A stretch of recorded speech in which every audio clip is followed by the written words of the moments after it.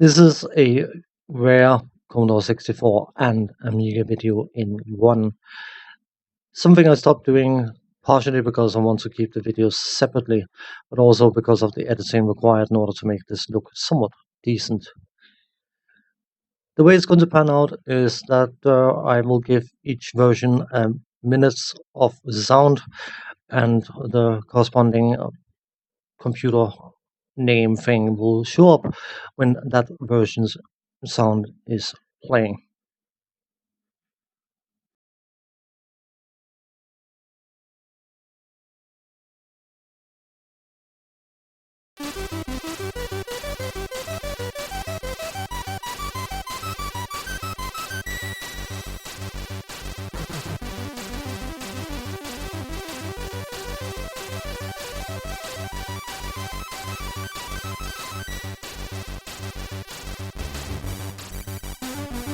Hello and welcome to a look at Winter Olympiad 88 for the Commodore 64 and Amiga.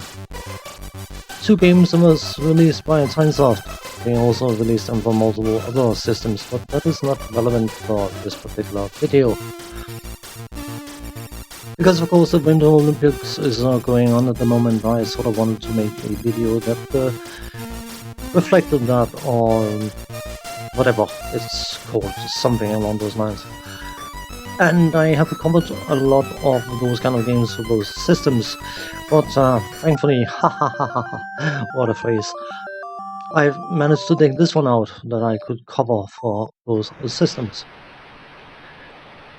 Because it's called Winter Olympiad 88, you can likely gather that it is related to the Winter Olympics in 1988, or would probably been called something different if that was not the case. In this particular Winter Olympics, which is rather a limited one, you have 5 events that you can compete in with up to 5 friends, or in my case I play by myself because of course friends is not something I do. I mean, who needs friends? And those 5 events are downhill, ski jump, biathlon, slalom, and bobsled. Not bobsleigh, bobsled. Very, very different. And between the two versions, those events are not in the same order, which is a wonky donkey thing, I suppose, but it is what it is. You can likely gather that when you are racing downhill, you are racing very, very quickly. And the way this has that event has been portrayed in this particular game is some attempted 3D effect where you see your competitor from behind, and then you have his eye point of view down the bottom right corner, which is incredibly obnoxious and stupid and dumb. I don't know why Tynesoft even remotely tried that idea, but they did, and I can safely say that they failed flat. The ski jump, you are putting on a pair of sticks and then you slide down a hill or ramp even, and then you jump and pray that you know how to land. Something that is specifically for the Commodore 64 version is incredibly obnoxious because your skis seem to be incredibly keen on wobbling up and down at random, and that makes landing more a sense of being lucky than actually being skillful. Biathlon, of course, is a combination of skiing and shooting, and in the Commodore 64 version you get to do that for an awful long time, whereas someone was smart enough with the Amiga version to limit it to its absolutely bare minimum, which I suppose can be a bit lacking because it feels so much shorter than the Commodore 64 version of it, that it feels like you're being a bit shortchanged. Slalom, of course, is going down a hill at a lower speed than going downhill. And then you have to navigate around flags. You have to go around a certain flag color in a certain direction, either left or right around it. And if you do it wrong, you get penalized. That particular event, the Amiga version, wins because of the fact that it allows you to crash, which the Commodore 64 version doesn't. I don't particularly know why, but I do know that you miss the ability to crash after playing a run or two because it's not particularly exciting. The final event, of course, is a bobsled, in which you have two individuals that jump into a box and send themselves in the box, of course, hurling down a very, very slippery track where they have to shift their weight in order to navigate turns and whatnot. For some bizarre reason, the Commodore 64 version allows you to do that for about 3 minutes. Considering the fact that I found Winter Supersport 92 to be pushing the limit at about 2 minutes, you can imagine how I feel about a whopping 3 minutes of navigating the occasional bend in the track. Yeah. Excitement level of about minus several million. At least the Amiga version allows you to go somewhat quicker than that, but not as much as I perhaps would have liked. From a technical point of view, graphics-wise, the Commodore 64 version I find to be fairly decent all round.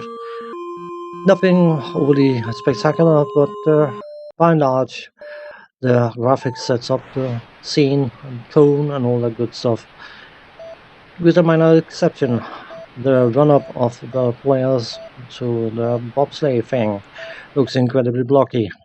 You will probably agree once you see that event starting. The Amiga's graphics, I do like that some bright colors has actually been used, but I know I should consider that it's a game from 1988 and all that good stuff, but I don't find the Amiga version's graphics bad, but I don't find them particularly exciting either. The best thing about them is the fact that they move at quite a pace, so you get through the events significantly quicker than on the Commodore 64 version. I should also mention that the Commodore 64 version, of course, has a presentation of individual events, which is a nice little touch. There's something that's been completely omitted on the Amiga version for whatever reason. Sound effects for both versions are acceptable. Nothing stand out positively, negatively, feels out of place or anything. So, in that regard, I will call it even. Music-wise, the Commodore 64 version definitely wins the lottery there, because the music is fairly decent and it fits the game and it supports the style of game and all that kind of stuff. So, yeah, very happy with the Commodore 64 version's music. Which is not something I can say about the Amiga version's music, because while the music in and by itself is not bad, it is likely some of the most obnoxious music I have ever listened to on the Amiga. And that is saying a lot. Truth be told, I would rather listen to something that was utterly crap than I would listen to those incredibly noisy Bling Blong tunes that's playing. Ugh. Controls-wise,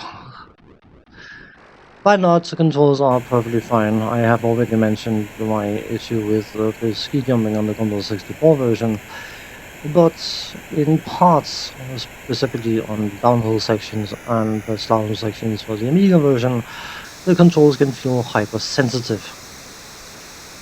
But overall, I can't really say anything overly negative about the controls. They function, they do what they need to do, and yeah.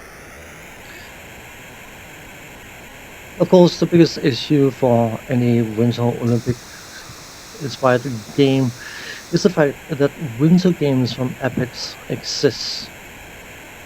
Even the Amiga version, which is, in all honesty, a Commodore 64 version in Amiga coating, is significantly more enjoyable, more playable, and feels more complete and coherent than this particular title. I don't like to say this, but it feels like someone at Tynesoft decided that they should get the license for the event while it was current, and see if they could earn a bit of money having a game with that event tagged on the box. And here, finally, something that I haven't done before, in this way at least. So I put up some pros and cons for the two versions, and I think they should speak for themselves.